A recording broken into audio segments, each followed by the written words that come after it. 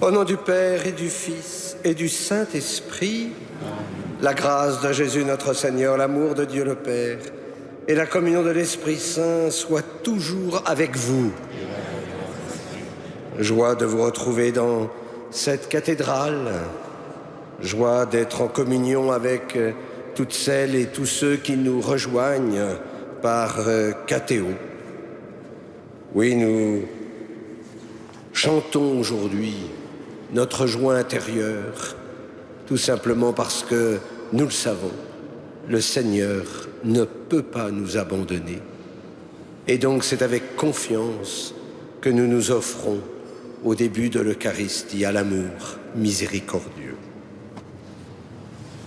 Je confesse à Dieu Tout-Puissant, je reconnais devant mes frères que j'ai péché en pensée, en parole, par action et par omission.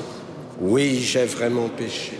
C'est pourquoi je supplie la Vierge Marie, les anges et tous les saints, et vous aussi, mes frères, de prier pour moi le Seigneur notre Dieu, et que Dieu Tout-Puissant nous fasse miséricorde, qu'il nous pardonne nos péchés et nous conduise à la vie éternelle.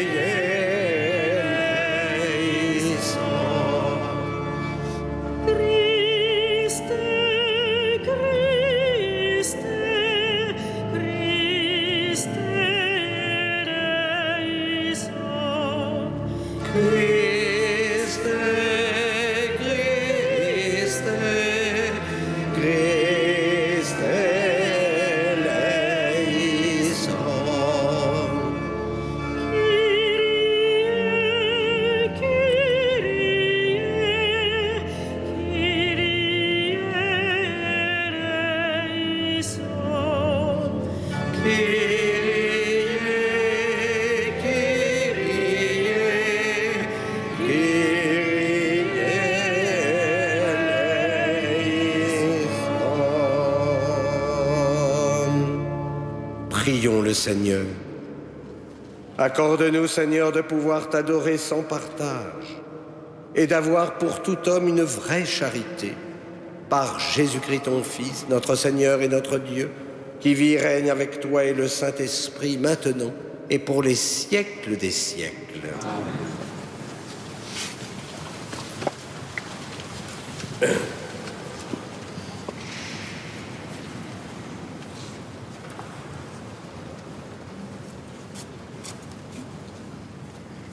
Lecture de la lettre aux Hébreux. Frères, que demeure l'amour fraternel. N'oubliez pas l'hospitalité.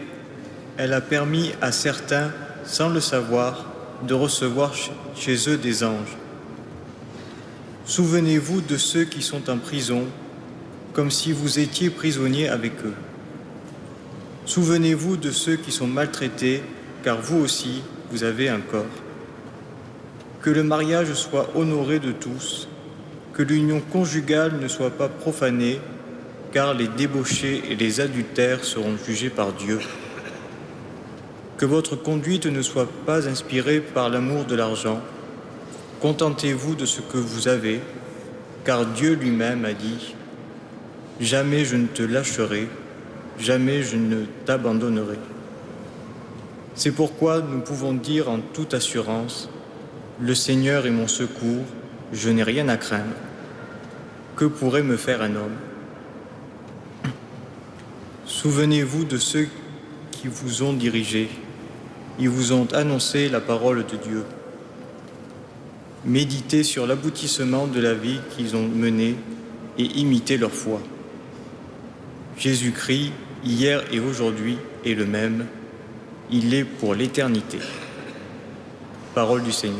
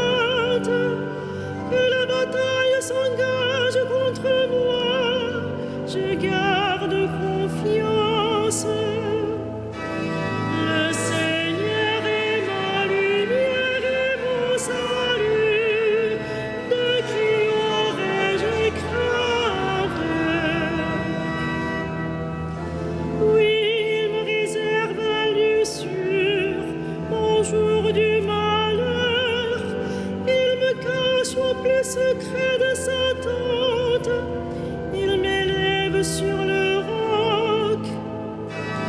Le Seigneur est ma lumière et mon salut, de qui aurais-je crainte? C'est ta face, Seigneur, que je cherche.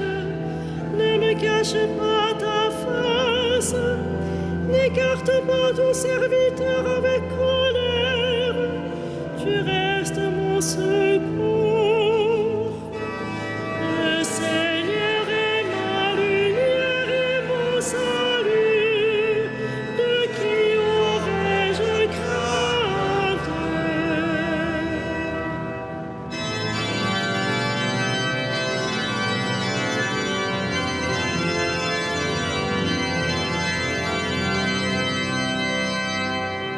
Alléluia, Alléluia, Alléluia,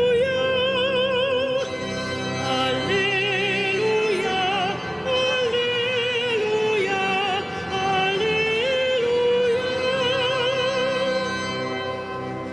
Heureux ceux qui ont entendu la parole dans un cœur beau et généreux, qui la retiennent et portent du fruit par leur persévérance.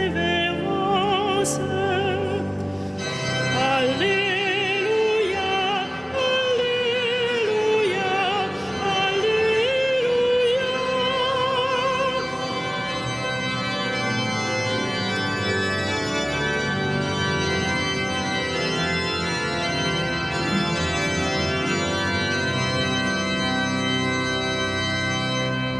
Le Seigneur soit avec vous. Évangile de Jésus-Christ selon saint Marc. En ce temps-là, comme le nom de Jésus devenait célèbre, le roi Hérode en entendit parler.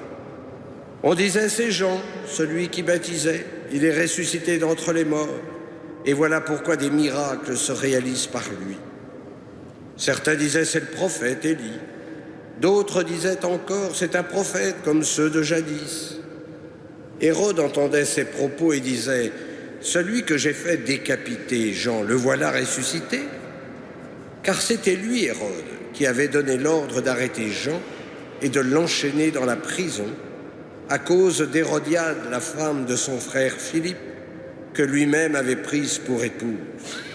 En effet, Jean lui disait, tu n'as pas le droit de prendre la femme de ton frère.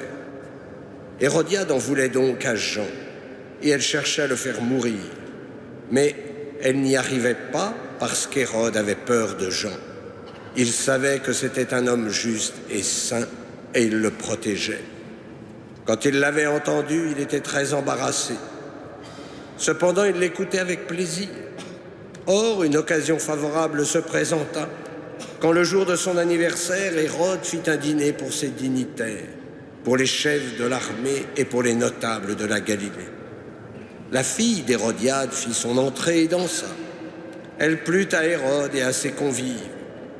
Le roi dit à la jeune fille, « Demande-moi ce que tu veux et je te le donnerai. » Et il lui fit ce serment, « Tout ce que tu me demanderas, je te le donnerai, même si c'est la moitié de mon royaume. » Elle sortit alors pour dire à sa mère, « Qu'est-ce que je vais demander ?»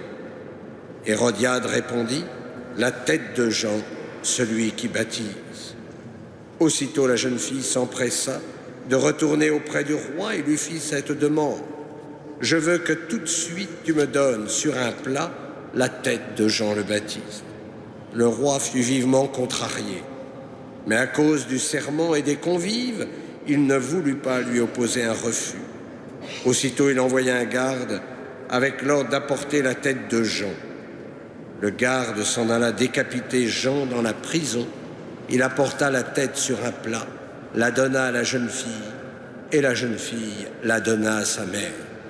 Ayant appris cela, les disciples de Jean vinrent prendre son corps et le déposèrent dans un tombeau. Acclamons la parole de Dieu. Louange à toi, Seigneur Jésus.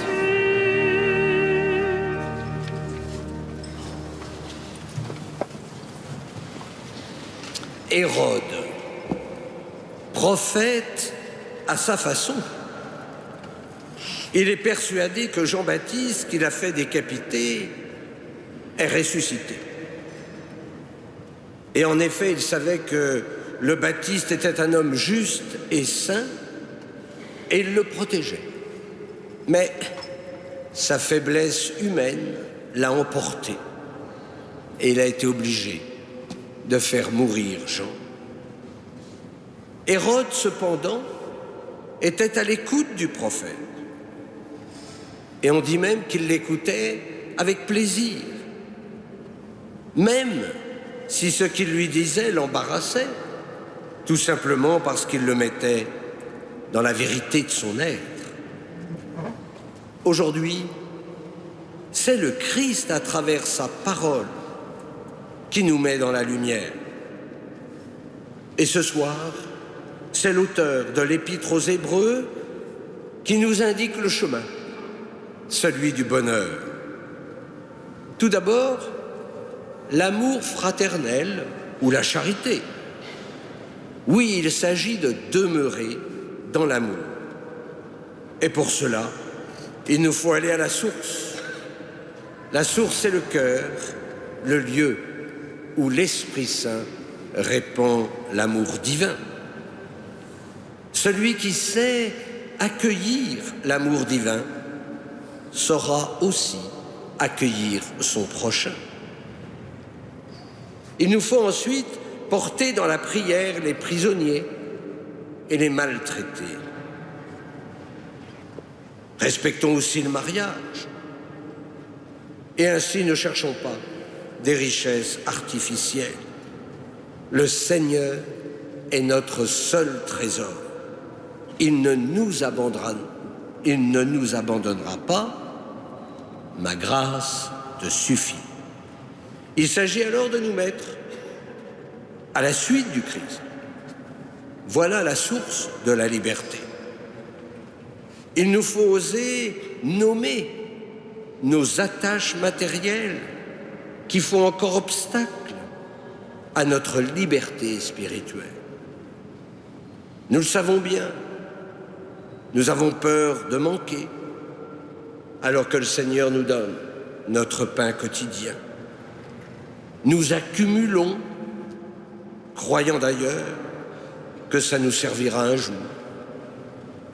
Alors en vous disant cela, naturellement, je ne vous invite pas à tout jeter et à attendre qu'une bonne âme vous apporte un pauvre repas. Non. Le Seigneur est mon secours. Je n'ai rien à craindre. Il nous faut donc accepter d'être en dépendance du Seigneur, de faire confiance un peu plus dans la providence divine. Enfin, l'auteur de l'Épître nous exhorte à faire mémoire de tous les saints qui ont tracé des chemins spirituels. Chacun a son histoire, qui nous montre en tout cas combien la sainteté est accessible, si toutefois nous nous appuyons sur le Christ et non sur nous-mêmes. Car tous les saints avaient aussi leurs faiblesses, mais ils nous apprennent que c'est dans la faiblesse que l'on est fort, tout simplement parce que nous laissons le Christ agir en nous. Eux aussi, ils se sont désencombrés, tout simplement parce qu'ils cherchaient l'union à Dieu dans leur prière. Ils voulaient trouver ce moi plus profond qu'eux-mêmes. Ils avaient ce désir de la sainteté, et c'est ce désir qui était le moteur de leur vie spirituelle. N'oubliez pas, nous serons jugés sur l'amour, et c'est pourquoi ils ont tout donné. C'est ta face, Seigneur, que je cherche. Ne me cache pas ta face. Tel est le désir du psalmiste. Tel doit être notre désir ce soir. Cette face, nous la voyons déjà à travers le Christ, à travers sa parole, ses sacrements, dans la prière, dans l'oraison, à travers notre prochain. Oui, vivons de ces 3 vertus théologales, la foi, l'espérance et la charité, et nous aurons l'assurance d'être attendus là où est le Christ, c'est-à-dire auprès de son Père. Amen.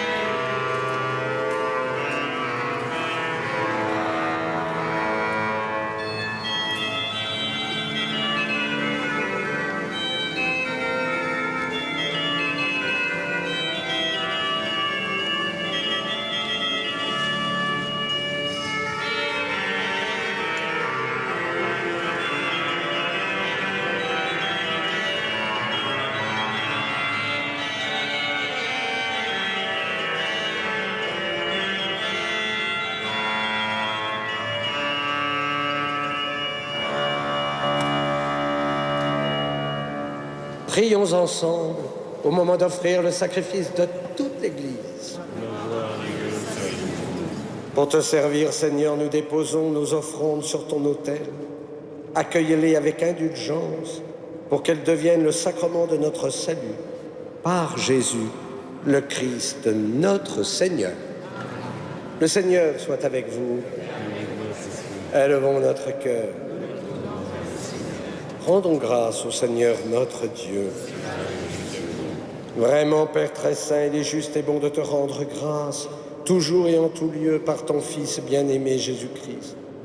Car il est ta parole vivante, par qui tu as créé toutes choses.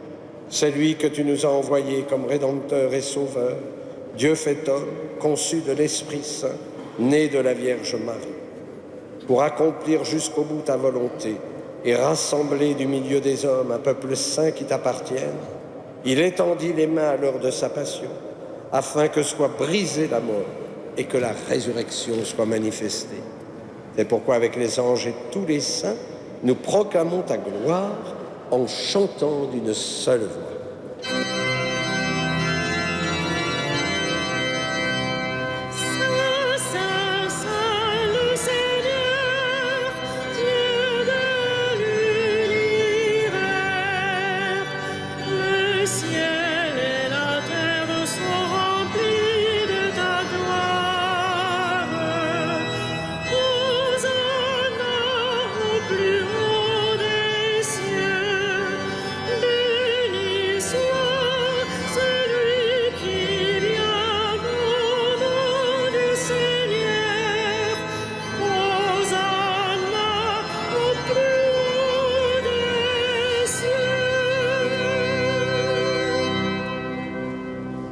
Toi qui es vraiment saint, toi qui es la source de toute sainteté, Seigneur, nous te prions. Sanctifie ces offrandes en répandant sur elles ton esprit, qu'elles deviennent pour nous le corps et le sang de Jésus, le Christ notre Seigneur. Au moment d'être livré et d'entrer librement dans sa passion, il prit le pain, il rendit grâce, il le rompit et le donna à ses disciples en disant : « Prenez et mangez-en tous. Ceci est mon corps livré pour vous. »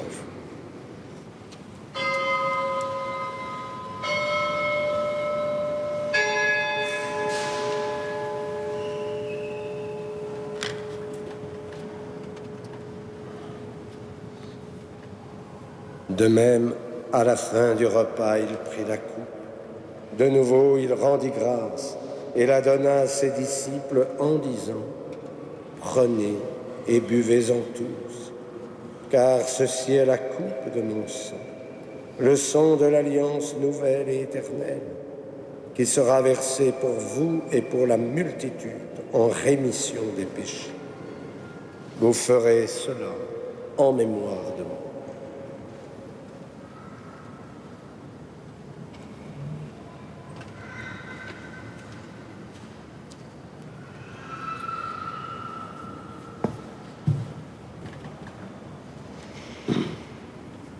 Il est grand le mystère de la foi. Nous proclamons ta mort, Seigneur Jésus.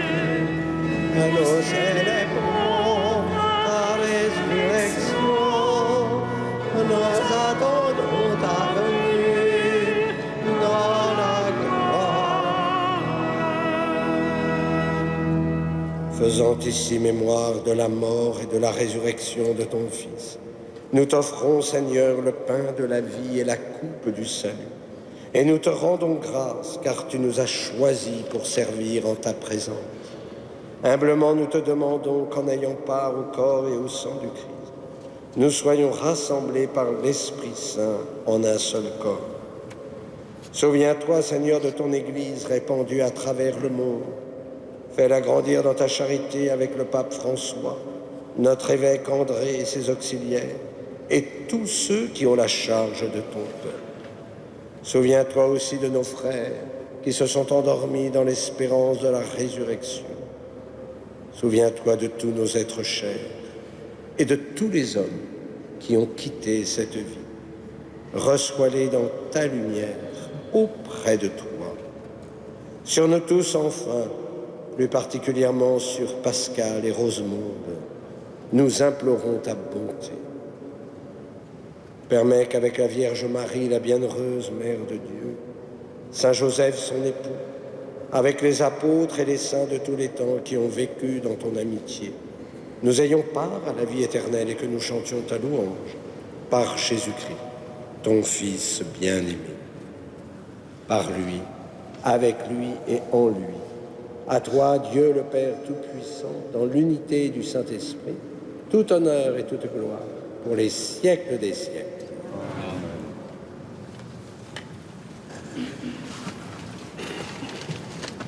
Comme nous l'avons appris du Sauveur, et selon son commandement, nous osons dire : Notre Père, qui es aux cieux, que ton nom soit sanctifié, que ton règne vienne, que ta volonté soit faite sur la terre comme au ciel. Donne-nous aujourd'hui notre pain de ce jour. Pardonne-nous nos offenses, comme nous pardonnons aussi à ceux qui nous ont offensés. Et ne nous soumets pas à la tentation, mais délivre-nous du mal. Délivre-nous de tout mal, Seigneur, et donne la paix à notre temps. Par ta miséricorde, libère-nous du péché. Rassure-nous devant les épreuves en cette vie où nous espérons le bonheur que tu promets et l'avènement de Jésus-Christ, notre Sauveur. Car c'est à toi qu'appartiennent le règne, la puissance et la gloire pour les siècles des siècles. Seigneur Jésus-Christ, tu as dit à tes apôtres : je vous laisse la paix, je vous donne ma paix. Ne regarde pas nos péchés, mais la foi de ton Église. Pour que ta volonté s'accomplisse, donne-lui toujours cette paix et conduis-la vers l'unité parfaite, toi qui règnes pour les siècles des siècles. Et que la paix du Seigneur soit toujours avec vous. Et dans la charité du Christ, donnez-vous la paix.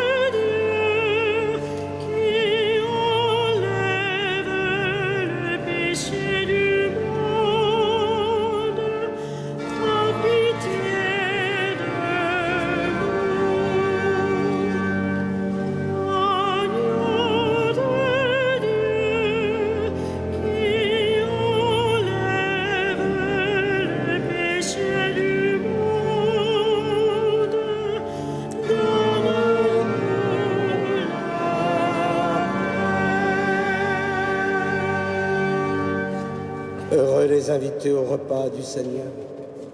Voici l'agneau de Dieu qui enlève le péché du monde. Seigneur, je ne suis pas digne de te recevoir, mais dites seulement une parole et je serai guéri.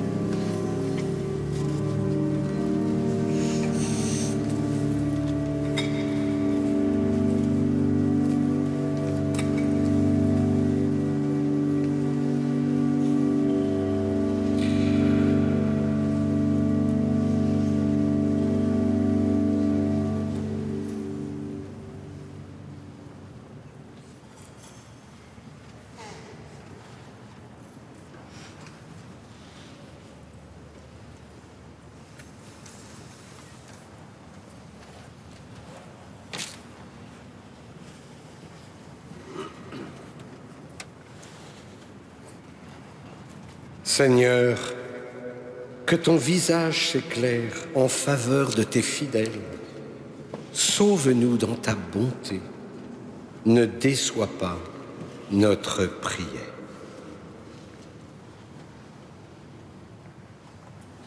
Prions.